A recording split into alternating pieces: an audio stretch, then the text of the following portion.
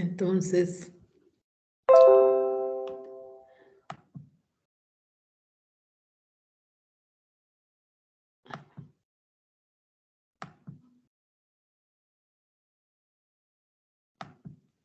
ya.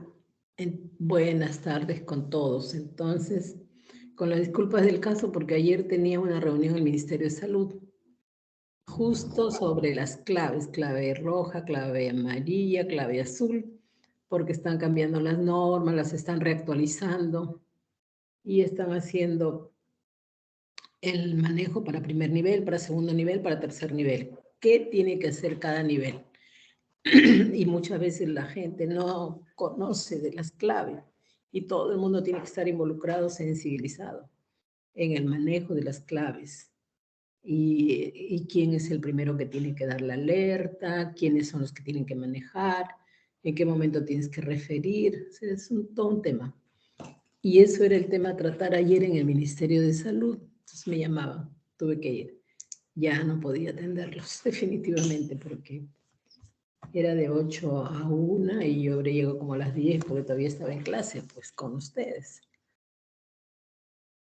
Bueno, el caso es que hoy día vamos a tratar la infección de tracto urinario y gestación. Como ustedes saben, el tracto urinario, como el resto del organismo de la mujer, pues, va a tener cambios fisiológicos. Pero estos en el tracto urinario muchas veces pueden producir, ¿no? Si tú no le das un control, no te vas a enterar que de repente tiene una bacteriuria sintomática. Entonces, ese es el objetivo. Prevenir una infección que puede producir niños con bajo peso al nacer, fetos con retraso de crecimiento, alteraciones realmente, porque la infección en sí puede ser muy seria, como una bacteriuria sintomática hasta una pielonefritis muy severa. Entonces, vamos a empezar.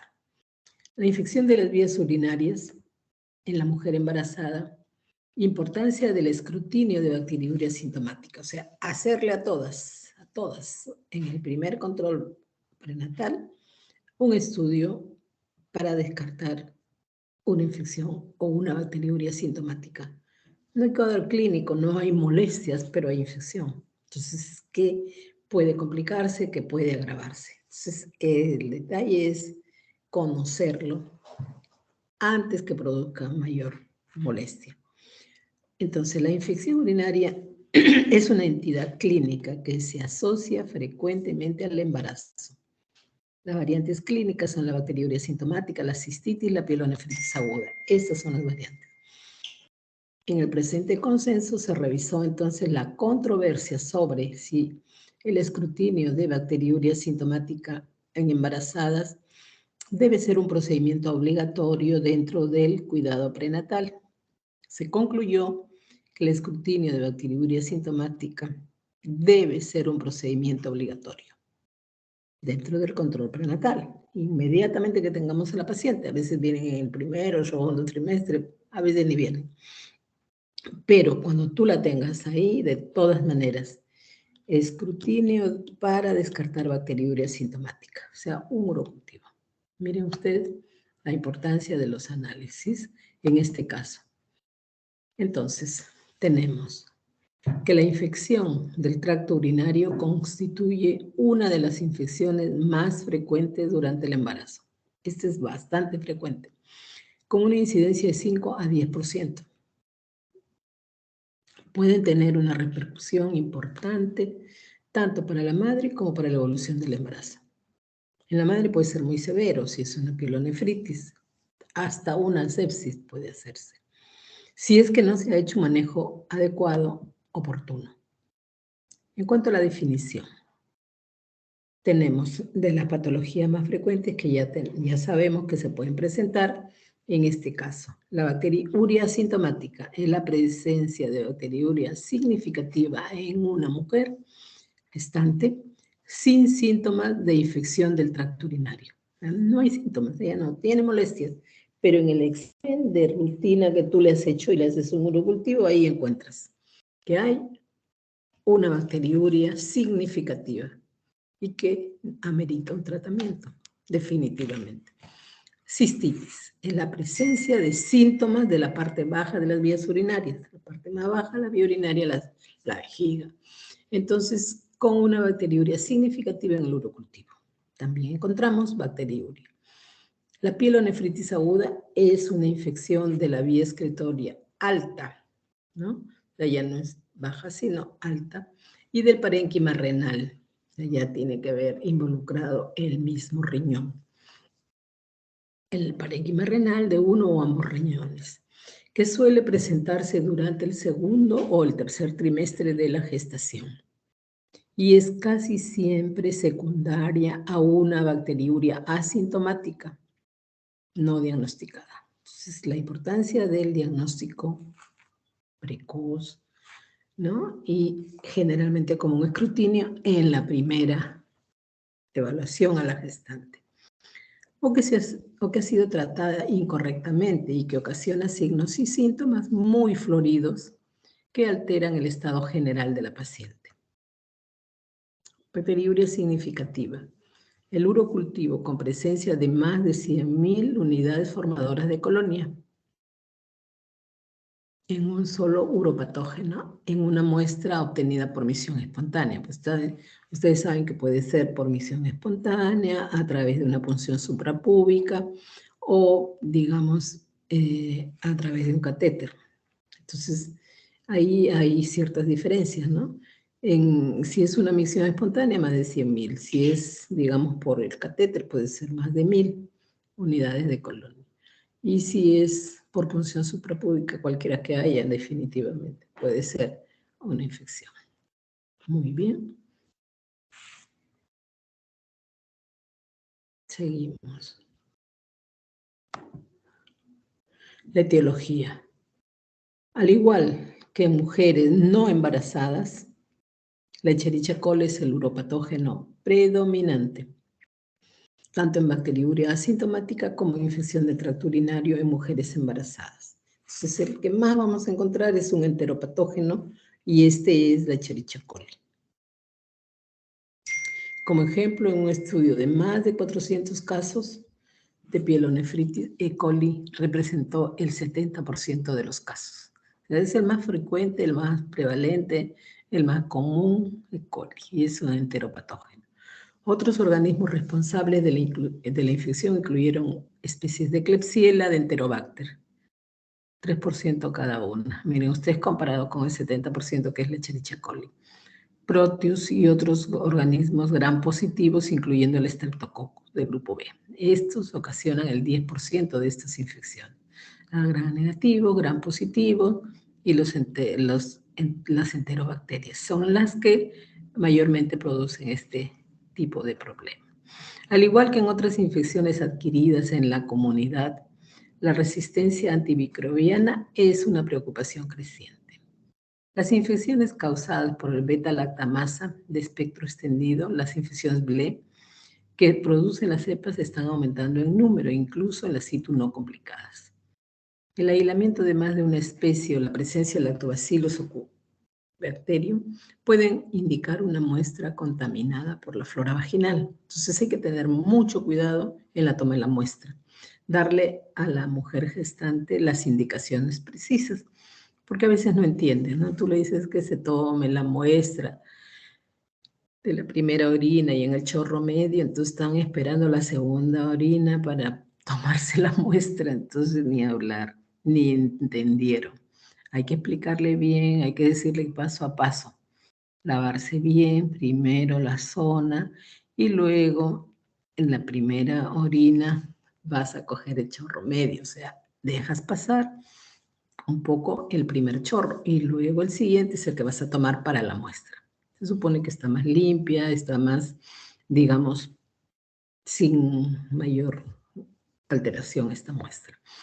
El aislamiento repetido del lactobacillus con altos recuentos de colonias y sin otros organismos en cultivo de orina consecutivos puede no representar una simple contaminación, aunque no se conoce la importancia de este hallazgo en el embarazo. La fisiopatología. Los cambios fisiológicos. En el embarazo ocurren cambios fisiológicos por las hormonas, en este caso, por la compresión. Cuando el útero va creciendo, va presionando el uréter, la vejiga. Entonces, y aparte de los mismos cambios que se producen con el embarazo. Los cambios fisiológicos del tracto urinario durante el embarazo son importantes y facilitan el desarrollo de la ITU. Su recurrencia, persistencia y a menudo su evolución a formas sintomáticas que no se producen en la mujer no gestante, en las que la ITU tiene menos impacto y no suele ser persistente. Entonces, como que hay una mayor posibilidad de hacer la infección del tracto urinario en la mujer gestante. En estas modificaciones fisiológicas tenemos que destacar la dilatación bilateral progresiva y frecuentemente asimétrica de los uréteres. Los uréteres están dilatados. Esto comienza a partir de la 7ª semana y progresa hasta el término. Entonces, a partir de las 7 semanas de gestación ya en los uréteres y todo va produciéndose alteraciones. Tras el parto, esto se reduce con rapidez, 1/3 a la semana, 1/3 al otro mes y el tercio restante a los 2 meses. La dilatación comienza entonces en la pelvis renal. Continúa de forma progresiva por el uréter. Es menor en el tercio inferior y puede albergar hasta 200 mililitros de orina, lo que facilita la persistencia de la ITU. Ya tiene una cantidad retenida de orina y muchas veces no tiene ni molestias. Esa es la bacteriuria asintomática cuando le tomas el urocultivo. Entonces, y tienes que ver que esto se va produciendo en forma fisiológica, todos estos cambios. Esta dilatación suele ser mayor en el lado derecho. Siempre el útero está, como se dice, rotado hacia la derecha. Y entonces la molestia, la compresión, las alteraciones van a ser mayores en el lado derecho. El útero aumenta su volumen, comprime la vejiga y los uréteres. Esta compresión es mayor en el lado derecho debido a la dextrorotación habitual del útero. Eso es normal, el útero rota hacia el lado derecho a partir de la segunda mitad del embarazo. La compresión vesical favorece la aparición del residuo postmiccional. Entonces hay un residuo que puede ser, esa es la causa de la complicación. La influencia hormonal también contribuye a estas modificaciones, tanto o más que las modificaciones mecánicas ya mencionadas. La progesterona disminuye el tono, la contractilidad de las fibras musculares lisas del uréter. Entonces, la progesterona está interviniendo, es la hormona del embarazo y la que va a actuar durante toda la gestación.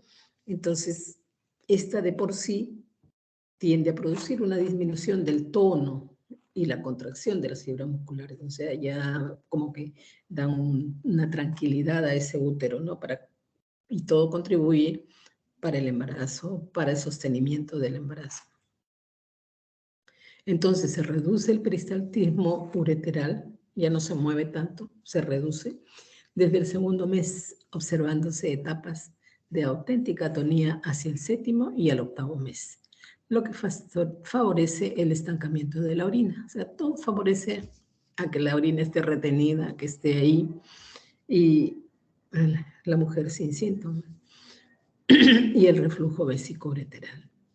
Disminuye el tono del esfínter urétero-vesical, favoreciendo su reflujo. Los estrógenos favorecen también en parte la hiperemia del trígono y la adherencia de los gérmenes sobre el epitelio. O sea, parece que todo se confabula.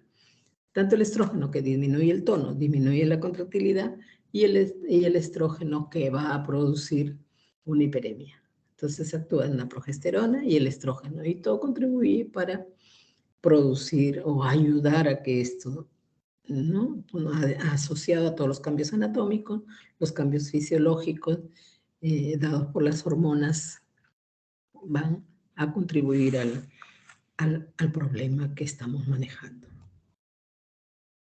Otros factores. Tenemos también que hay un aumento de la longitud renal en 1 centímetro. Cambio en la posición de la vejiga, que se hace más abdominal que pélvica, ¿no? Aumento de la capacidad vesical, porque como está llena, entonces ya no va a ser tanto pélvica, sino ya va siendo más abdominal. Va saliendo de sus límites, porque está llena, está reteniendo la orina, sin que la mujer tenga mayores molestias. Aumento de la capacidad vesical por descenso progresivo de su tono por factores hormonales, como ya hemos mencionado. En el tercer trimestre puede llegar a albergar el doble de su volumen, sin generar molestias a la gestante. El aumento del volumen circulante que implica un incremento del filtrado glomerular. El flujo urinario aumenta al principio del embarazo, pero a medida que progresa, la estasis urinaria es más frecuente, lo que favorece la bacteriuria.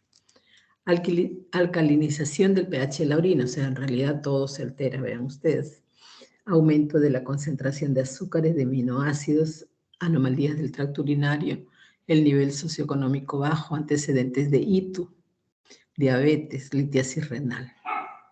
La disminución de la capacidad de concentración de la orina por el riñón de la embarazada puede ocasionar una disminución de la capacidad antibacteriana de la orina. Disminución de la capacidad antibacteriana. Entonces, en realidad como que todo favorece. Todos los factores se confabulan, todo contribuye en realidad. Entonces la mujer, hay que darle mucha educación, no retengas la orina. Bueno, el examen más importante en el control prenatal, en el primer control nada más urocultivo. Y si tú tienes una bacteriuria asintomática, porque no tienes un cuadro clínico, hay que prevenir que esta puede convertirse en una pielonefritis, algo muy serio, hasta una sepsis incluso. Entonces hay que darle tratamiento desde antes. ¿Por qué? Porque de repente es una paciente, como dice acá, con un nivel socioeconómico bajo, o una paciente diabética, gestante, diabética, un nivel socioeconómico, todo contribuye para que haga la infección y como consecuencia te puede dar un niño con bajo peso al nacer, el niño puede tener problemas, se puede perder este embarazo. Entonces hay que prevenir y la prevención es el manejo adecuado, oportuno y el tratamiento en el momento también. Apenas ella nos entrega sus análisis y lo vemos que están alterados, hay que darle tratamiento. No pensarlo más. Epidemiología. Bacteriuria asintomática es el 2 al 11%. Vean ustedes, es la más frecuente. Bacteriuria la forma como solamente una bacteriuria asintomática, en un 2 a 11%. La cistitis de 1 a 2%. Y la pielonefritis de 0.5 a 2%. La incidencia de bacteriuria en mujeres embarazadas es la misma que en las no gestantes. Sin embargo, la bacteriuria recurrente es más común durante el embarazo. Entonces, va a tener una infección y va a tener otra infección. Entonces, si no viene con un resultado negativo, nosotros no le damos de alta y tenemos que seguirla. Hacer el seguimiento es lo más importante. La incidencia de pielonefritis es mayor en la población general como resultado de los cambios fisiológicos en el tracto urinario durante el embarazo, ya lo hemos visto. La bacteriuria asintomática entonces va a ocurrir en el 2 al 11% de las mujeres embarazadas. Ocurre durante el embarazo temprano, con una cuarta parte de los casos identificados en el segundo y tercer trimestre. O sea, la mayor frecuencia en el primer trimestre, generalmente como hallazgo. Sin tratamiento, hasta un 30 a 40% de las mujeres embarazadas con bacteriuria asintomática desarrollarán una infección sintomática del tracto urinario, incluida la pielonefritis durante el embarazo. Este riesgo se reduce en un 70 a 80% si la bacteriuria es erradicada. Imagínense, ¿no? O sea, el manejo, el diagnóstico es prevención. Y ustedes saben qué importante es la prevención. Se gasta menos dinero, el costo es altísimo cuando hay una infección por las complicaciones que pueden haber. Y esto se puede perder el niño. Esas son las repercusiones más importantes y el por qué tenemos que manejarla, ¿no? No, ella no tiene molestias, pero le hacemos el análisis y nos sale positivo. hay que darle tratamiento para evitar que esto vaya a más, que vaya a alterar más esta gestación. La cistitis se produce entonces en aproximadamente 1 a 2% de las mujeres embarazadas. La incidencia estimada de pielonefritis aguda durante el embarazo es de 0,5 a 2%, ya lo hemos dicho. Hasta un 70% de las pielonefritis agudas durante la gestación han sido precedidas por una bacteriuria asintomática. Entonces se da prácticamente como una complicación o la enfermedad avanzó, la infección avanzó y se hace más seria, más severa. Una correcta erradicación de la bacteriuria asintomática durante la gestación reduce en un 80% la evolución a pielonefritis aguda. La importancia del diagnóstico oportuno, precoz y un buen tratamiento. Que la paciente haga, digamos, nosotros le damos la indicación y que ella la siga, porque a veces las pacientes se pasan también, como no tiene molestia, y te preguntan 1000 cosas y al final dan 1000 vueltas y al final no hacen el tratamiento como tú les has indicado. Entonces, quiere un manejo que hoy en día muchas veces se lleva esto a un primer nivel, ¿no es cierto? Porque las gestantes generalmente deben ser atendidas en el primer nivel, en la zona que les toque, donde les toque, no en su jurisdicción. Y van a pasar al hospital únicamente cuando haya complicación. Entonces, deben ser manejadas adecuadamente. La pielonefritis aguda es más frecuente durante la segunda mitad de la gestación. El 4% es durante el primer trimestre, el 67% ocurre entonces en segundo y tercer trimestre. Esta patología es más de segundo trimestre. 27% en el puerperio. Mujeres con urocultivo negativo en el primer control. En 1 a 1,5% adquirirá la bacteriuria asintomática más adelante, por lo que no se recomienda un urocultivo de control posterior si tuvo un urocultivo negativo.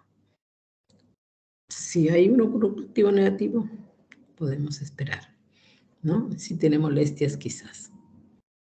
Factores de riesgo. El medio ambiente, los estilos de vida y factores hereditarios. El medio ambiente. Malos hábitos de higiene. Se queda con la truza, que está contaminada, que está sucia. Y no se baño diario. El baño tiene que ser diario. La limpieza tiene que ser diaria. Entonces, esto es importante. Y muchas veces es enseñarles a las pacientes. Estilos de vida. Alteraciones funcionales de las vías urinarias, como los cálculos, las estenosis cicatrizales y otras. Aquí sí, ¿no? Si hay una infección y es recurrente, tienes que hacer un estudio adecuado porque de repente hay un cálculo renal. Muchas veces hemos diagnosticado un cálculo renal. Cuando la infección tiene hoy día, la infección se vuelve a repetir, algo está pasando. Por algo tiene que ser. Entonces hay que buscar.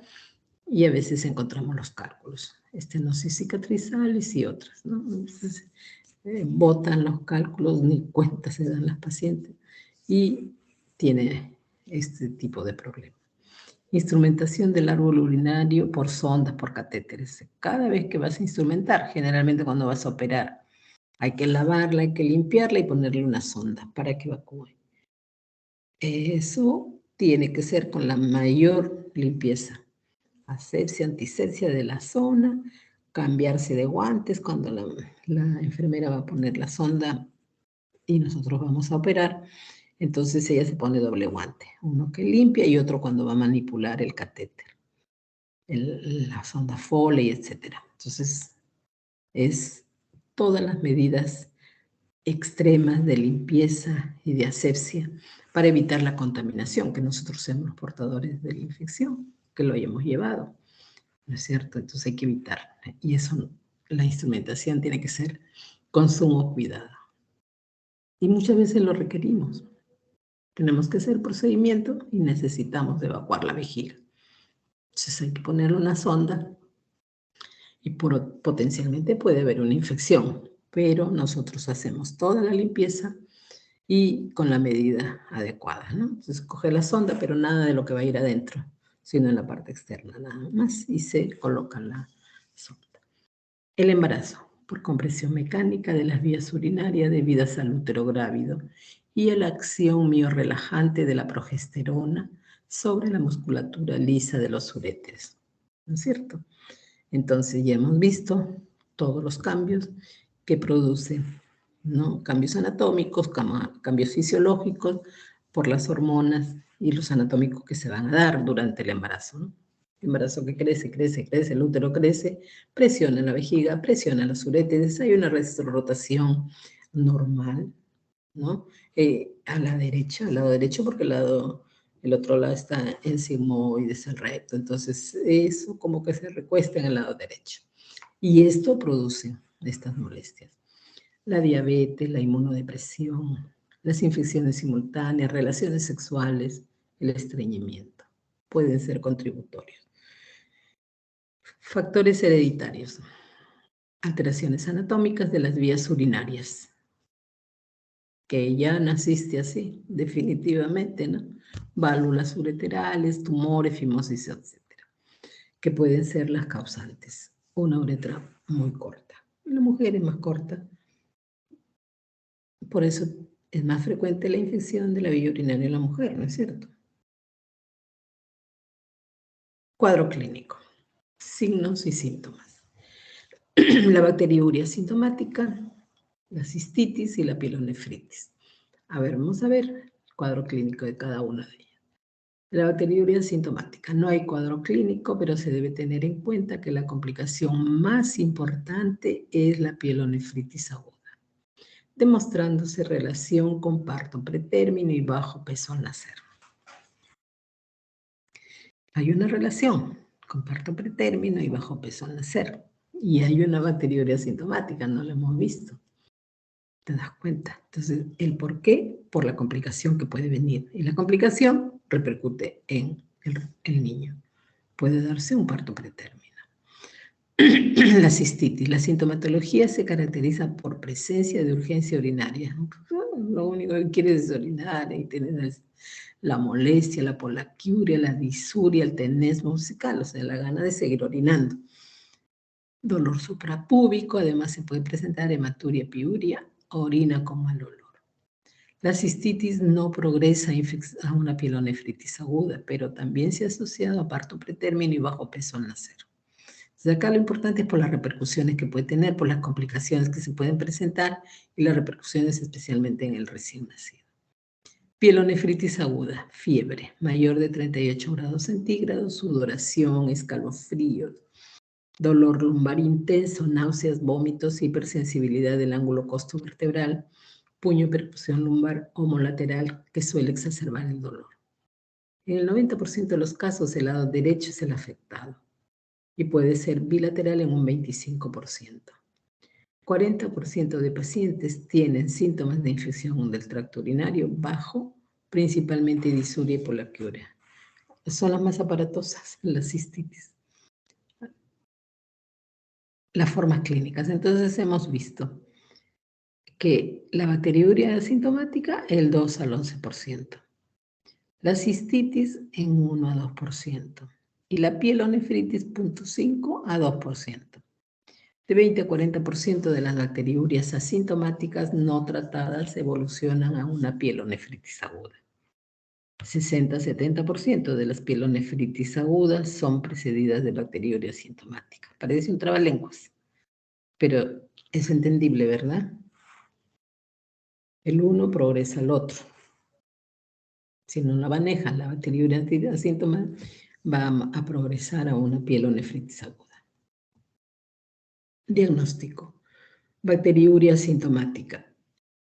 Es un hallazgo de un crecimiento bacteriano alto, de alto nivel en el cultivo de orina, en ausencia de síntomas compatibles con infección de tracto urinario. La Sociedad Americana de Enfermedades Infecciosas recomienda cribado de todas las mujeres embarazadas para la bacteriuria asintomática al menos una vez en el embarazo temprano, lo más temprano, en la primera consulta, apenas llega, entre las semanas 12 y 16 o en el primer control prenatal realizado.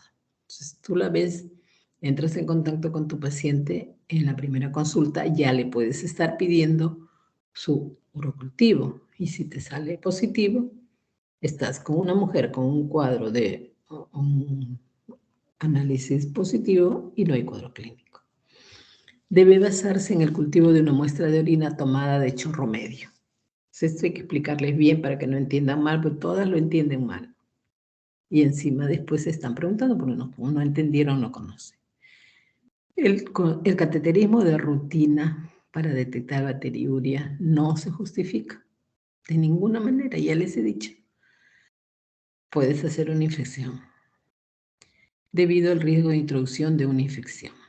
La bacteriuria se define formalmente como 2 muestras de orina evacuadas consecutivas con aislamiento de la misma cepa bacteriana en los recuentos cuantitativos, de mayor o igual a 10 a la quinta, o sea, 100.000, ¿no es cierto? Unidades formadores de colonia. O una sola muestra de orina por sondaje, si es que la haces por sonda, la otra es por chorro medio. Esta es por sondaje, con una especie bacteriana aislada en un recuento cuantitativo mayor de 10.000. 10 al cuadrado, o sea, 1.000 nomás, ¿no? El umbral para el diagnóstico y el tratamiento de la bacteriuria asintomática debida al estreptococo del grupo B durante el embarazo es mayor a 10 a la cuarta. Unidades formadores de colonia. Si se aíslan bacterias que no son típicos, uropatógenos, como los lactobacilos, el tratamiento debe reservarse para los pacientes en los que el organismo crece con aislamiento único en cultivos consecutivos. Entonces, no necesariamente tiene que dar tratamiento, hay que demostrarlo. Bacteriuria asintomática recurrente. Si ha recibido 2 tratamientos completos basados en el antibiograma y estos no han sido eficaces, entonces ya estás hablando de una recurrencia. Cistitis. El diagnóstico se basa en la clínica descrita, la ausencia de sintomatología del tracto urinario superior y apoyado en las pruebas complementarias. El urocultivo con más de 1.000 unidades formadoras de colonia por mililitro confirma el diagnóstico. En la actualidad no se considera preciso un urocultivo positivo con mayor de 100.000 unidades formadoras de colonia para confirmar el diagnóstico. Basta con mayor de 1.000 unidades formadoras de colonia por mililitro si la clínica es sugestiva de infección del tracto urinario. Si se aíslan bacterias que no son típicas uropatógenas, como lactobacillus, el diagnóstico de cistitis normalmente se hace solo si se aíslan el recuento de bacterias alta, mayor de 10 a la 5. Unidades formadores de colonia. Cistitis recurrente si ha recibido 2 tratamientos completos basados en el antibiograma y estos no han sido eficaces.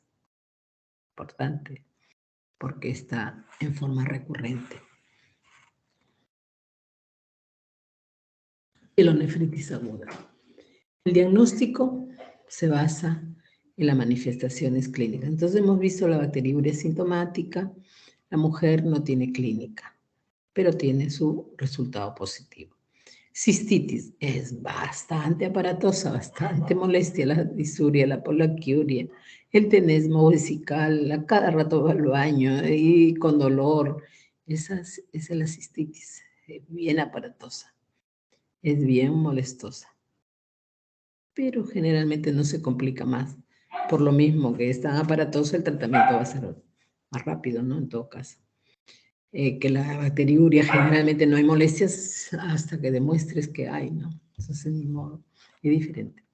Pielonefritis aguda, el diagnóstico se basa en las manifestaciones clínicas mencionadas, con o sin los síntomas típicos de la cistitis. Se confirma con urocultivo con por lo menos 10.000 unidades formadoras de colonia de un único uropatógeno en una muestra de chorro medio. La imagen no se utiliza para diagnosticar pielonefritis, no necesitas tener una ecografía para saber que es una infección del tracto urinario. No necesariamente. En pacientes con pielonefritis que están gravemente enfermas o que también tienen síntomas de cólico renal o antecedentes de cálculos renales, diabetes, antecedentes de cirugía urológica previa, inmunosupresión, episodio repetido de pielonefritis o urosepsis, la imagen de los riñones puede ser útil para las complicaciones. Diagnóstico diferencial, entonces tenemos con uretritis aguda una vaginitis. Obvio, ¿no? Puede ser una uretritis cuando hay urgencia, cuando hay mucho malestar, pero hay que determinar qué hay en la orina. Exámenes auxiliares. Bacteriuria sintomática. Vas a encontrar un examen de orina, leucocitos y bacterias. En el urocultivo positivo mayor de 100.000 unidades formadores colonias por mililitro. Y en la cistouretritis, exámenes de orina, también encuentras leucocitos, hematíes, es un poco más aparatosa, hematíes, bacterias. El urocultivo positivo mayor de 100.000 unidades formadoras de colonia por mililitro. La pielonefritis, el examen de orina, los cilindros, leucocitos, hematíes, bacterias. El urocultivo positivo. La bioquímica, aumento de creatinina sérica, el hemograma, leucocitosis con desviación izquierda. El lactato sérico pueden ser útiles en mujeres con sospecha de sepsis para informar la gravedad de la enfermedad, porque les he dicho que puede ser sepsis. Entonces ya se convierte en una cosa muy seria. Imágenes, ecografía renal, vesical, radiografía simple de abdomen. Esto para descartar, ¿no? Que hay algún cálculo, etc. Manejo según el nivel de complejidad. Medidas generales y preventivas. Establecer el diagnóstico clínico temprano con un examen de orina de rutina, en control prenatal, repetir en cada trimestre. Si existe sintomatología o examen de orina sospechoso, se debe solicitar urocultivo y antibiograma e iniciar tratamiento empírico según esquema. Si existe fiebre y o compromiso del estado general, hospitalizar a la paciente. Esquema de tratamiento mientras se espera el resultado de urocultivo. Entonces, podemos comenzar el tratamiento y luego, primero hemos hecho el urocultivo, mientras esperamos el resultado que demora 3 días y a veces por nivel de complejidad en el nivel más, nivel 1, que serían las postas, los centros de salud, va a demorar. Entonces, tenemos que ir empezando el tratamiento, el manejo. ¿Cuáles son los medicamentos restringidos durante el embarazo? Las sulfas, contraindicado en el primer trimestre por su potencial teratogénico y en el tercer trimestre por desplazar la bilirrubina de los sitios de unión, aumentando el riesgo de kenicteros. Entonces, las sulfas, no. Tetraciclinas, que se asocian con decoloración de la decidua dental, y las quinolonas, que pueden causar artropatías. Entonces, nada de esto. Restringidos durante el embarazo. Hay todo un amplio esquema y no necesariamente tienes que dar aquellos que podrían no ser adecuados. Tratamiento. Bacteriuria sintomática. El manejo es ambulatorio. Tratamiento según los resultados del urocultivo y el antibiograma. Seguimiento. Urocultivo de control mensual. ¿No? O sea, ya le diste tratamiento, te sale negativo, pero tienes que hacer un control mensual hasta que se termine el embarazo. Y supresión continua con antibióticos si hay recurrencia. O sea, si hay recurrencia, tienes que dar el tratamiento. Las opciones posibles incluyen beta-lactámicos, nitrofurantoína, fosfomicina. La nitrofurantoína es lo que más usamos, los beta-lactámicos, y básicamente para los BLE. Y la fosfomicina, que es un excelente medicamento, hoy en día nos ayuda un montón. Un sobrecito de 3 gramos y la infección se fue. Y esas que son recurrentes y esas que son aparatosas. Se acaba. La duración, la elección del agente antimicrobiano también debe tener en cuenta la seguridad durante el embarazo, incluida la etapa particular del embarazo. O sea, tienes que ver qué medicamento le puedes dar a la gestante y qué no. Eso ya lo sabemos, ¿no es cierto? Los antibióticos, los quimioterápicos y el embarazo. En qué momento podemos dar, qué no. La duración óptima de los antibióticos para la bacteriuria asintomática es incierta. Generalmente hay que darle un esquema de tratamiento y luego hacer un monocultivo de control. Si no hay nada, hacemos seguimiento. Se prefieren cursos cortos de antibióticos para minimizar la exposición antimicrobiana al feto. La terapia con antibióticos de corta duración suele ser eficaz para erradicar la bacteriuria asintomática del embarazo, aunque los regímenes de dosis única pueden no ser tan eficaces como los regímenes ligeramente más largos. Una excepción es la dosis única de fosfomicina. Entonces, es importante esto que dice acá, ¿no es cierto? Entonces, se prefieren tratamientos cortos, 5 o 7 días, se prefieren los antibióticos que no produzcan daño y los tratamientos largos cuando no haya una gestación y no un tratamiento de dosis única. O sea, generalmente los tratamientos de dosis única a veces vuelven la infección. Entonces, una excepción es la dosis única de fosfomicina, porque es la forma como la conocemos, ¿no? Podemos darle una dosis única y con eso es suficiente. Los regímenes antibióticos recomendados, vamos a verlos luego. La cistitis. El manejo también es ambulatorio. El tratamiento, inicio de terapia empírica y luego según antibiograma. Siempre vas a comenzar primero tu tratamiento, una terapia empírica. Normalmente una macrodantina, una nitrofurantoína, y esperamos el resultado del urocultivo y según eso vamos a modificar el tratamiento de acuerdo al resultado. Eso le decimos la terapia empírica y luego según el antibiograma.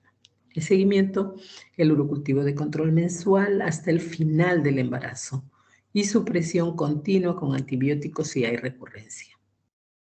El tratamiento de la cistitis aguda en mujeres embarazadas incluye la terapia empírica de antibióticos, que posteriormente se adapta a los resultados del cultivo y los cultivos de seguimiento para confirmar la esterilización de la orina. Justo lo que les decía, el tratamiento y luego lo ajustamos según el resultado del urocultivo.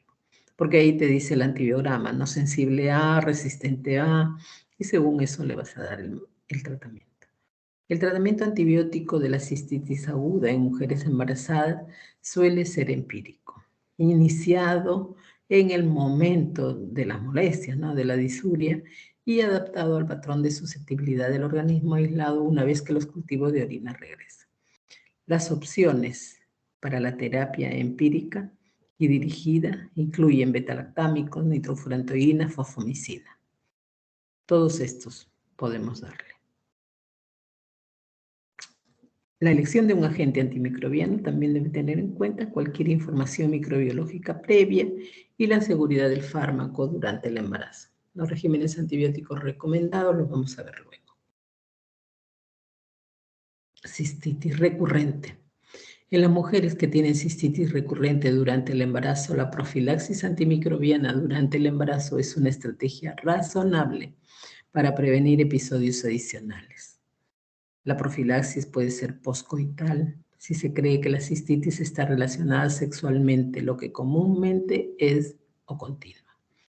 En el establecimiento de otras condiciones que potencialmente aumentan el riesgo de complicaciones urinarias durante los episodios de cistitis, por ejemplo, diabetes o rasgo de células falciformes.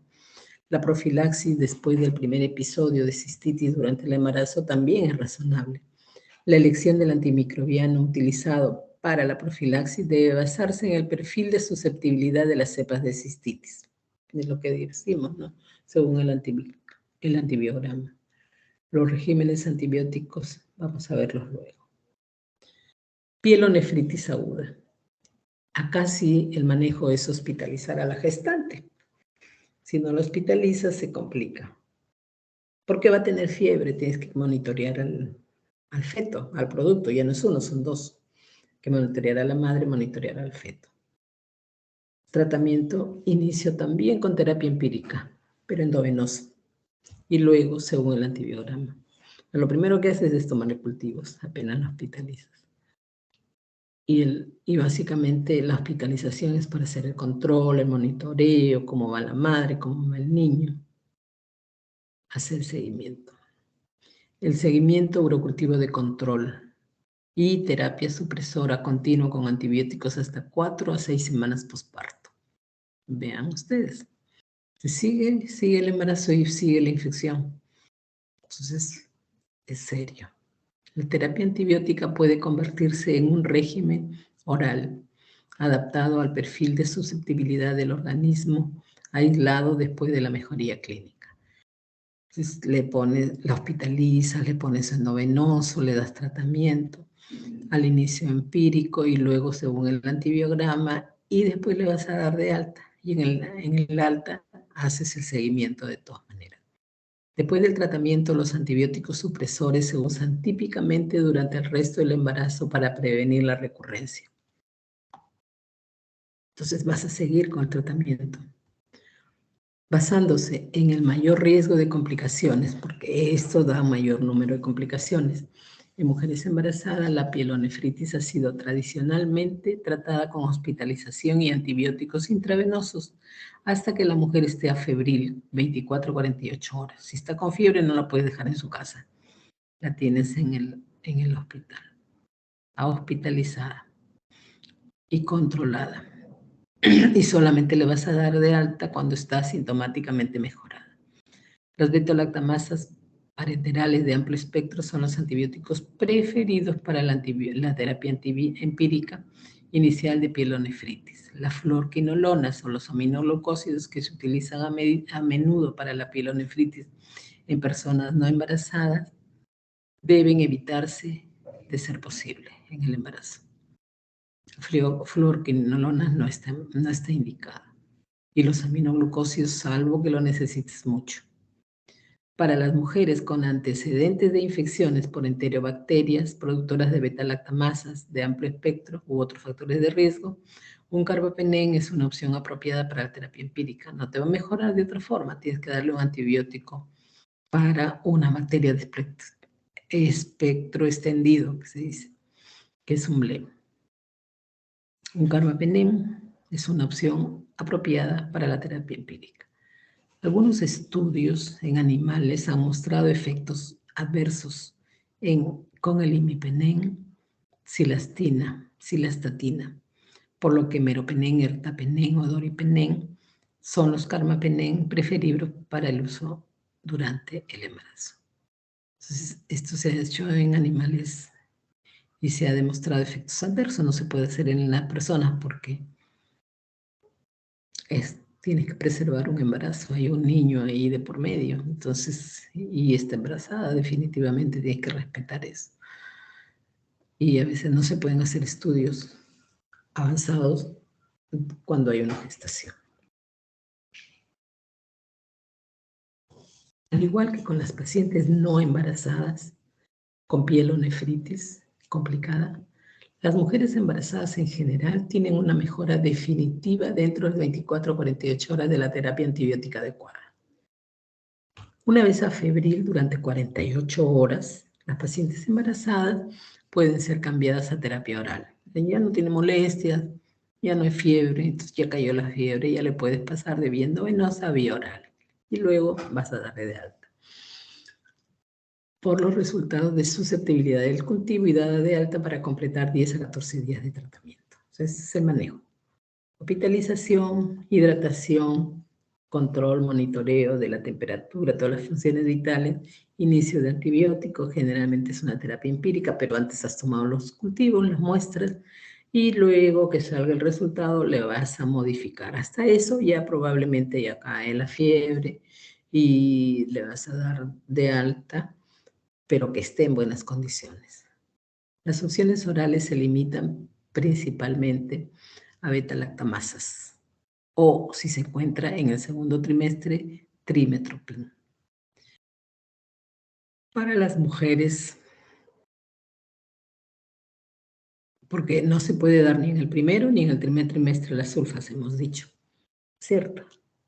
Por el detalle de la dentina, el esmalte dental. Para las mujeres que no usaran profilaxis antimicrobiana durante el embarazo, después de un episodio de pielonefritis, generalmente realizamos los cultivos mensuales de orina para evaluar la bacteriuria recurrente. y tratar como se indica debido al riesgo de pielonefritis recurrente.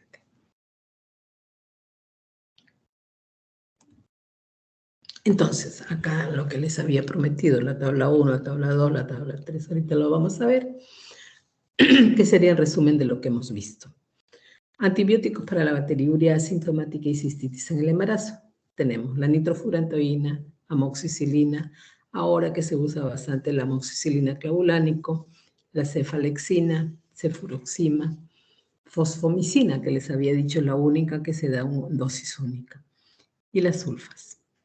Entonces, la nitrofurantoína, 100 miligramos vía oral cada 12 horas, 2 veces al día, de 5 a 7 días. No alcanza los niveles terapéuticos en los riñones, por lo que no se usa si se sospecha pielonefritis. O sea, solamente podría ser para la bacteriuria asintomática o para la cistitis, pero no para la pielonefritis. Evitar el uso durante el primer trimestre y en el término, primer trimestre y el último trimestre, cuando ya está término. Y si hay otras opciones disponibles, no durante el trabajo de parto por riesgo de anemia hemolítica en el recién nacido. Entonces, no usarlo. Ni en el primer trimestre ni al término. Es importante. La amoxicilina, 500 miligramos vía oral cada 8 horas, de 875 es lo que se usa. Vía oral cada 12 horas también. O sea, si es 500 es cada 8. Pero le puedes dar 875 cada 12. De 3 a 7 días. La resistencia puede limitar su utilidad entre los patógenos gram negativos. Puede ser que ella haya tenido infección, le hayas dado tratamiento y ahora se hace resistente. Y esto lo vas a saber con el antibiograma. Puedes darle amoxicilina clavulánico, 500 miligramos cada 8, o mejor 875 cada 12. Son menor número de dosis, lo que facilita el cumplimiento. Acá lo que hay que ver es que cumpla, porque a veces le das a la primera, a la segunda, ya se sintió mejor y ya no vuelve a tomar. Entonces al otro vuelve con otra infección. Entonces, ese es el problema de las pacientes, hay que estar detrás de ellas. Tratamiento por 3 a 7 días. Cefalexina, 500 miligramos vía oral cada 6 horas, 3 a 7 días. O cefuroxima acetilo, 250 miligramos vía oral cada 12 horas, 7 días. Fosfomicina, dosis única, 3 gramos, vía oral, no alcanza los niveles terapéuticos en los riñones, por lo que no se debe usar si se sospecha de pielonefritis. O sea, solo lo usarías para una bacteriuria asintomática o una cistitis, en el caso de que muchas veces hay recurrencia, ¿no? Trimetoprim sulfametoxazol, de 800 de trimetoprim y 160 de sulfametoxazol. Una tableta de doble fuerza cada 12 horas. Evitar durante el primer trimestre por riesgo de teratogenicidad del tubo neural, por interferencia en el metabolismo del ácido fólico y el término por el riesgo de hiperbilirrubinemia neonatal con kernicterus. Mejor no, hemos dicho en todo momento no a las sulfas.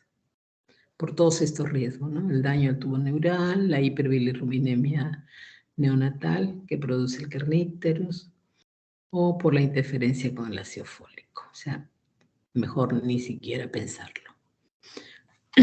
Régimen parenteral para el tratamiento empírico de pielonefritis aguda en gestantes. Entonces tenemos, si la pielonefritis leve a moderada, ceftriaxona, 1 gramo cada 24 horas. Cefepime, 1 gramo cada 12 horas. Astreonam, 1 gramo cada 8 horas. La alternativa para la alergia a los betalactámicos. En caso que no pueda dar un betalactámico, vas a poder usar la Astreonam. Ampicilina más gentamicina, 1 a 2 gramos cada 6 horas, más 1.5 miligramos por kilo cada 8 horas. Ampigenta, que lo usamos hace mucho tiempo, pero todavía se usan, bien ustedes, a pesar de todos los antibióticos que ahora hay. Los aminoglucósidos están asociados con ototoxicidad fetal. Este régimen debe ser usado si se ha excluido la intolerancia a otros agentes menos tóxicos. Entonces, esto preferible no tenerlo, sino como última alternativa, en el caso que no haya ninguna otra medicina que darle, ¿no? Tiene la ceftriaxona, que hoy en día se usa bastante. Es lo que más se usa, generalmente. Hospitalización, ponle ceftriaxona. Profilaxis antibiótica, que le estoy operando una cesárea, póngale ceftriaxona. Es el que más usamos. Pielonefritis severa o asociada a inmunodeficiencia y o drenaje incompleto de la orina. Piperacina tazobactam. En lo que le dicen la pipetazo. 3.375 gramos cada 6 horas. Un buen medicamento para estos pacientes. Vean ustedes que es una pielonefritis severa o asociada a inmunodeficiencia. O sea, hay un serio problema en este paciente y o drenaje incompleto de la orina. Meropenem, ertapenem o doripenem. Generalmente estas pacientes están hospitalizadas y muchas veces ya con una pielonefritis severa a punto de un shock. Entonces, tienen que ser antibióticos de esta naturaleza. El ingreso hospitalario. Una vez ingresada la paciente, se debe realizar los siguientes controles: el tracto vaginal, el test de bicho, cómo está, de repente está progresando este embarazo o no. Control de temperatura cada 8 a 12 horas, control de dinámica. Estas son las indicaciones que tenemos que dar.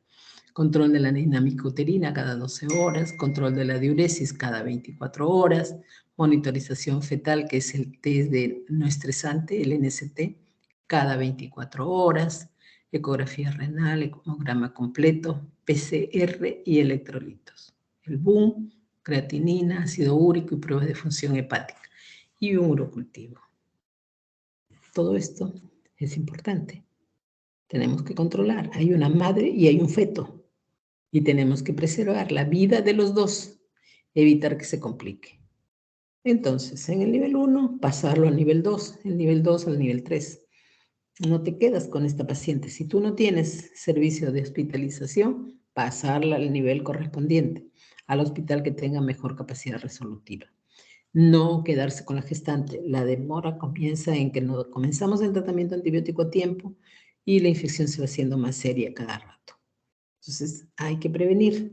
Si tú estás sospechando de una infección, una pielonefritis, que es una infección más seria, que tienes que pensar que ya tuvo la bacteriuria asintomática, ¿desde cuándo la habrá tenido? Desde el primer control y nadie lo vio, porque ella tampoco no vino al control, pero ahora viene y está con molestias. La hospitalizo y le hago todo lo que está acá. Control de las funciones vitales, control de la dinámica uterina, el NST te dura 24 horas. O sea, ahorita está bien, pero mañana no lo sé, ¿no? Y la mujer está con fiebre, y la mujer, porque eso estás indicando hospitalización. Se deshidrata, ¿no? Está perdiendo todo, está con fiebre, el niño también va a tener repercusiones. Le vamos a dar antibióticos, también le va a caer al niño. Entonces, vean lo serio, ¿no? Lo serio. Hemograma, urocultivo, no olvidarse de nada de estas cosas. Y el tacto vaginal, para saber, porque a veces la infección en sí desencadena trabajo de parto.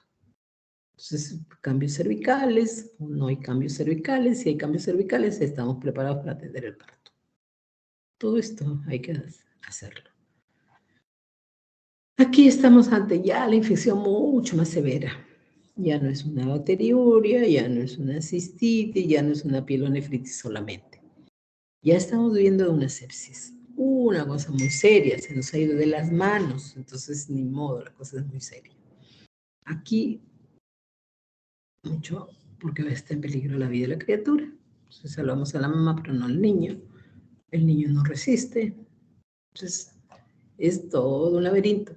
Si está al término, no hay problema. Pero si no está al término, ¿qué hacemos? Se van a dar partos prematuros, con la cantidad de problemas que nos traen. Discapacidades, ese niño puede quedarse cieguito con una discapacidad o problema de por vida. Mucho cuidado.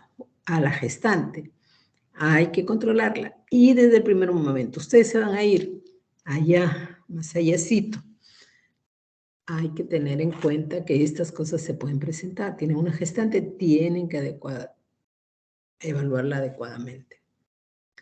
Y si encuentran algo, sospechan algo, preguntar. O puedes comenzar el tratamiento, pero de acuerdo a cómo esté clínicamente tu paciente, la vas a trasladar. No, señora, es un embarazo de alto riesgo. Vaya usted yéndose al siguiente nivel. Y avisas. Entonces, tratamiento de la sepsis y o pielonefritis intrahospitalaria. Astreonam en la primera opción. Ceftazidima, cefepime. Todo esto se puede dar. Y se da. Si la paciente está muy mal, ya pasa a UCI. Vean ustedes. Entonces ya ellos son los que manejan. Segunda opción, alergia a los betalactámicos, amicacina, fosfomicina. El Astreonam se considera un fármaco de primera elección que puede administrarse incluso en pacientes con alergia a betalactámicos al no presentar reacciones cruzadas. Si se sospecha de infección por enterococo, tinción de Gram, que muestra microorganismos Gram positivos, administración de Astreonam. O cefalosporinas, añadir ampicilina 1 gramo cada 6 horas o valorar el iniciar el tratamiento de monoterapia con piperacina, tazoban 4 gramos cada 8 horas. La piperacina iba con todos los penen, ¿no? Meropenem. Entonces hay que tener en cuenta que ya son otro tipo de antibióticos, el manejo es especial en una UCI, control de la mamá, control del niño. Y muchas veces para pasar a UCI nos piden que terminemos con la gestación. Imagínense si es un embarazo que no está término. Si la sepsis es secundaria a la manipulación de la vía urinaria, puede acortarse la duración del tratamiento a 10 días, completando el mismo por vía oral según el antibiograma. O sea, inmediatamente que la paciente tolera, porque a veces no tolera nada, náuseas, vómitos y son incoercibles. Entonces, ya una vez que tolera, por eso le pones la vía. Después que tolera, ya vas a esperar que esté más o menos compensada para que la puedas dar de alta a la casa. Y el tratamiento por 10 a 14 días. Mejor por 14 días, 2 semanas. La fosfomicina presenta un elevado contenido en sodio. Concretamente, 1 gramo contiene 14.4 mil equivalentes. Por lo tanto, considerado un peso promedio de 65 kilos, la enferma recibiría un aporte suplementario de sodio. Hay que tener cuidado. Entonces, acá está lo que hemos visto, resumen de lo que hemos visto. De la bacteriuria sintomática, de la cisturetritis, de la pielonefritis y los manejos en el primer trimestre, en el segundo trimestre, en el tercer trimestre. Es importante, la bacteriuria sintomática, si un hallazgo, ella no tiene un cuadro clínico, a veces va a tomar, otras veces no va a tomar adecuadamente, pues yo no tengo nada, yo no siento nada, y los pacientes te dicen, no lo entienden, hay que explicarle mucho. La educación, la información es importante en la gestante. Nos apoyamos de las obstetricias para que le den las charlas, ¿no? Pero nosotros tenemos que hacer entender a nuestra paciente qué cosa es lo que necesita, qué cosa es lo que queremos. Acá está el primer trimestre, el segundo trimestre y el tercer trimestre. Ya hemos hecho un resumen del manejo. Y terapia supresora para prevención de la recidiva. Esto es que yo no la voy a dejar así al aire y generalmente le doy una tabletita o un mes, por decir, porque tengo que controlar que no haya ningún germen, que no se vuelva a repetir, que no haya recurrencias. Entonces lo hago cefalexina con nitrofurantoína. Entonces le voy a dar, ¿no? El tratamiento, el manejo. Efectos adversos. Puede haber reacción alérgica al medicamento que se usa. Molestias gastrointestinales como epigastralgia, pirosis, náusea, vómito. Por la medicación, por la misma infección. Los signos de alarma: fiebre persistente, hipotensión, compromiso del estado de conciencia. Se me está yendo a una sepsis, ¿no? Entonces tengo que evaluar. Criterio de alta: paciente afebril, remisión de la sintomatología y obstétricamente estable. Que el niño esté en buenas condiciones. Los latidos están perfectos, no hay problema. Complicaciones: si es en etapas tempranas del embarazo, amenaza de aborto o aborto se pueden presentar. Y si es en etapas avanzadas, la amenaza de parto prematuro y o el parto prematuro. Entonces, son complicaciones, definitivamente, ¿no? Una amenaza de aborto, se perdió el embarazo. Una amenaza de parto prematuro, se puede perder la criatura si no está en buenas condiciones, si ese pulmón no está maduro, depende de cuánto tiempo de semanas de gestación tenga, si tiene 30 semanas, si tiene 28 semanas, si tiene 32 semanas, o sea, los manejos también van siendo diferentes, porque el niño se va defendiendo un poco más, tiene más peso, probablemente, y está un poquito más maduro, pero tiene que pasar por lo menos las 34 semanas para que digas que el pulmoncito pueda estar maduro y aún así todavía puedes tener. Y además con el hecho de tener ya complicaciones dentro del útero, generalmente eso le hace madurar, porque ya está en un ambiente de tensión, en un ambiente difícil, entonces como que eso le hace madurar también a la criatura. Y esto se defiende un poquito más. Sepsis materna, sepsis neonatal, prevenir todas estas. Vean ustedes la importancia de hacer un diagnóstico precoz, de hacer un diagnóstico oportuno, de darle un manejo adecuado a nuestro paciente para evitar todas estas cosas que son las complicaciones. Pérdidas, un aborto, pérdida, un parto pretérmino, un niño se puede morir, quedar con discapacidades, una sepsis materna me lleva a esta madre a la UCI. O sepsis neonatal, con lo que faltan las unidades de cuidados intensivos neonatales, no hay. En todo el Perú, te das vueltas por todo el Perú y todos los días llaman al hospital Loaiza, al Hipólito Unanue, pidiendo que los reciban a la maternidad, que los reciban de Tumbes, porque no hay unidades de cuidados intensivos. Tales tengo gemelares y son pretérminos, recíbanmelo. Y por una infección urinaria que nosotros hemos podido prevenir, imagínense qué tragedia. Complicaciones perinatales. ¿Qué tales? La prematuridad, el bajo peso al nacer, hemos dicho, maternas, el parto pretérmino, la hipertensión, la anemia, corionitis, edema pulmonar, insuficiencia respiratoria. Entonces, son las complicaciones, tanto de la madre como del niño. Corionitis, el niño tiene que nacer. Edema pulmonar, insuficiencia respiratoria se pueden presentar. Criterios de referencia, o sea, ¿cuándo la voy a referir? Tengo que referirla, porque estoy en un nivel 1, tengo que referirla. No me puedo quedar con una paciente que me puede hacer una y otra vez infecciones, sí que se puede complicar. La paso al hospital que tenga una mejor capacidad resolutiva para que puedan resolver. Cuando hay signos de sepsis clínico y laboratorio, se transferirá a UCI en el hospital de tercer nivel. A los 2 meses postparto se referirá para urografía excretoria, pruebas funcionales renales, examen bacteriológico, porque ya hemos dicho, pueden haber malformaciones, pueden haber cálculos, entonces, y no, o válvulas que hayan nacido así, entonces, ni modo. No lo sabía, si no sale embarazada no se entera. Entonces, el examen bacteriológico ellos le van a hacer. Solo el 30% de las infecciones urinarias agudas se curan correctamente.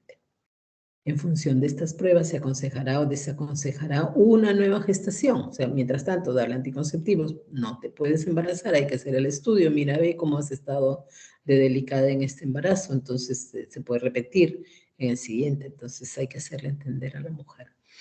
Pacientes hospitalizadas pueden salir de alta al segundo día sin fiebre. 48 horas sin fiebre, alta, con por lo menos 3 días de tratamiento parenteral que haya tenido. El flujograma. Entonces, el resumen de todo. Mi paciente en el primer control prenatal le hago surocultivo. O está entre las 12 o 16 semanas. Si me sale negativo, si tiene riesgo bajo, no repito el control. Pero si tiene riesgo elevado, urocultivo de control mensual y si ha tenido antecedente de hito. O sea, no la dejo, la controlo hasta el parto. Si el examen me sale positivo, tengo que darle tratamiento según el antibiograma. Si le hice solo un examen simple de orina, le hago un urocultivo y me va a salir el antibiograma ahí.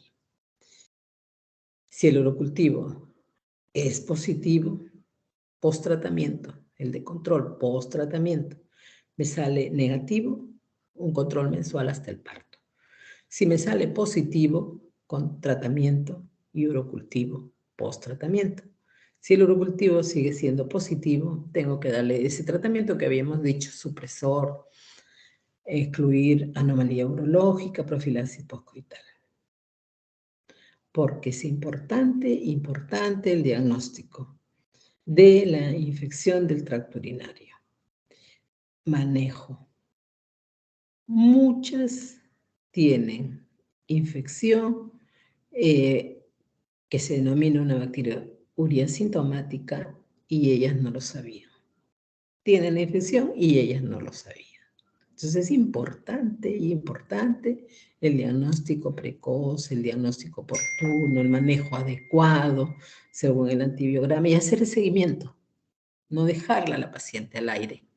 Hacerle entender que es importante. Entonces te doy este examen, me lo vas a traer, porque esto vas a hacerte cada mes. Ahora te voy a dar, va a pasar el mes, haces el estudio, un urocultivo y vienes con ese resultado. Y ya de ahí, si sale negativo, la vas a seguir hasta el parto, porque tú la controlas todos los meses.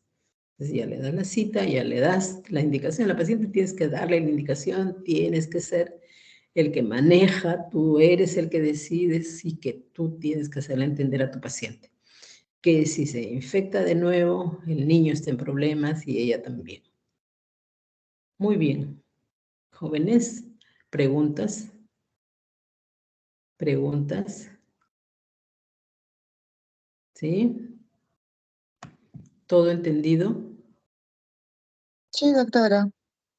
Qué lindos son, todo entienden. A ver, Doctora, tenemos... yo tengo una duda. Dime, hija, dime, ¿quién? Cuando usted se refería en la primera parte a una orina espontánea, ¿esa debía ser a cualquier hora del día como es espontánea o tendría que ser la primera del día? Cristina, ¿no? Cristina Vargas, ¿sí? ¿Quién pregunta? Picona, Ticona. doctora. Diana. Adriana. Ya, Adriana. Está bien la pregunta. La primera orina. Porque tú vas al laboratorio y el laboratorio te va a dar indicaciones. Te va a decir, lávate bonito, bien lavadita esa zona y vas a tomar la primera orina, el chorro medio. Esa es la indicación. Entonces dejas, como te has limpiado bien, la primera orina generalmente no está muy, sale con todo esto que está en la vagina, en la vulva, la uretra, todo eso, lo botas. Y la siguiente que sigue es el chorro medio. Esa es la que se toma. Y es la harina espontánea. Porque ya hemos dicho que cuando se hace las colocaciones de, ¿no? La instrumentación, cuando tienes que operar, etcétera, tienes que lavarla bien también. Y la enfermera se pone el doble guante, limpieza profusa de esa zona para tomar una muestra de orina, porque puedes llevar una infección hacia adentro. Y una vez que llevas una infección, muchas veces se hace una y se hace otra y se hace otra. Entonces hay que evitar las infecciones urinarias. Y nosotros también, no aguantar la orina, ir al baño, tomar bastante líquido, porque pueden haber calculillos por ahí, hay que botarlos con líquido. Muy bien, muy bien. Ticona. ¿No es cierto? ¿Quién más? ¿Alguna otra pregunta? ¿Satisfecha? Muy bien. Muy bien. 30 en este grupo, entonces, y todos presentes, ¿verdad? Sí, doctora. Me queda claro que todo está bien, no hay dudas. Doctora Muñante, buenas tardes. Buenas. ¿Quién habla? Ugarte, doctora, Luis Ugarte. Ya, Ugarte. Doctora, si yo comienzo el tratamiento de mi paciente con fosfomicina y luego el antibiograma me sale que es sensible a amoxicilina con ácido clavulánico, ¿sigo con la fosfomicina o cambio? ¿Verdad? Pues mira, generalmente se dice que primero es la terapia empírica, porque no tienes un resultado. Pero antes de hacerle la terapia empírica le has pedido el urocultivo, porque si ya le diste el antibiótico ya te sale alterado. Entonces lo primero sería hacer el urocultivo y luego hacer la terapia y luego corregir según el resultado del urocultivo, porque el urocultivo te demora 3 días, pero ese es en el mejor de los casos. Generalmente demora un poquito más. Por eso no puedes dejar a tu paciente sin tratamiento todo ese tiempo. Por eso es que le damos ese tratamiento. Porque mientras más nos demoramos, más infección y además la paciente ya puede tener más molestias. Muy bien. Muy bien, ¿está bien? Ugarte, ¿no? Ugarte y Ticona. Siempre los anotamos. Muy bien. ¿Alguna otra pregunta? Todo bien, ¿verdad? Me alegro que todo haya sido entendido. Muy bien, cuídense chicos, hemos tenido el gusto, ¿sí? Gracias, Bueno, doctora. Buenas tardes. buenas noches, que les vaya bonito. Gracias, doctora. Hasta luego. Así. Cuídense. Buenas tardes, Normita, doctora. me avisas cuando tenga una clase para no equivocarme. Cuídense. No se preocupe, yo la aviso 2 días antes, no se preocupe. Gracias, hasta luego. Chao. Buenas.